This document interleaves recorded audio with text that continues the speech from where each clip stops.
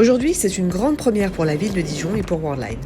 Worldline et ses partenaires innovent dans le domaine de l'open payment et permettent ainsi aux voyageurs de payer leur titre de transport grâce à leur carte de paiement sans contact, ou bien leur smartphone, ou même leur montre connectée.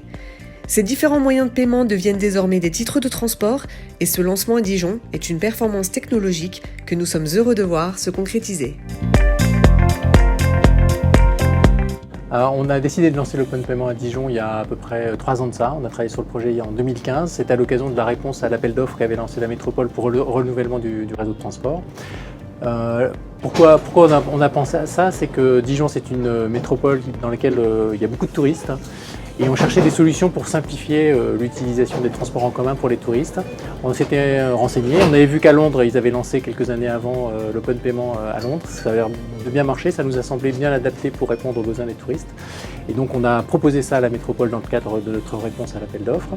Et une fois qu'on a remporté le marché, donc fin 2016, on s'est mis d'accord pour se dire qu'on lançait l'open payment à Dijon.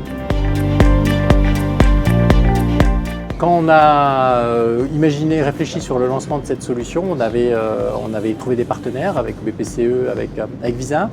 Et puis on avait commencé à travailler sur une solution technique différente. Et puis au moment de lancer le projet, une fois qu'on avait répondu à l'appel d'offres et que la métropole nous avait dit go, on avait encore des problèmes techniques qu'on n'arrivait pas à résoudre avec le prestataire qu'on avait choisi. Et donc le groupe Keolis avait des contacts avec Worldline au niveau national. On a eu nos premiers contacts avec Worldline début 2017.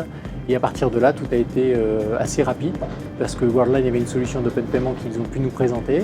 Ils nous ont fait une démonstration dans nos bureaux au printemps 2017. On a été convaincus et donc à partir de là, on a signé un contrat avec Worldline qui a d'ailleurs s'est traduit par un contrat au niveau national entre le groupe Keolis et Worldline pour tous les réseaux. Et voilà, et on a travaillé avec Worldline dans ces conditions-là pour pouvoir réussir le lancement aujourd'hui.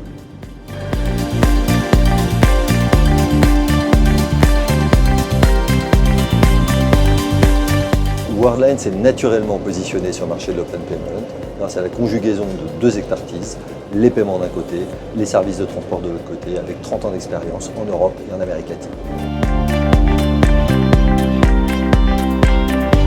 Il y a deux types de bénéfices de l'open payment. Il y a un bénéfice immédiat qui est que l'usager, quand il va vouloir emprunter un transport, il n'a plus besoin de prendre un ticket à un guichet, à un distributeur, donc c'est du temps gagné, c'est immédiat.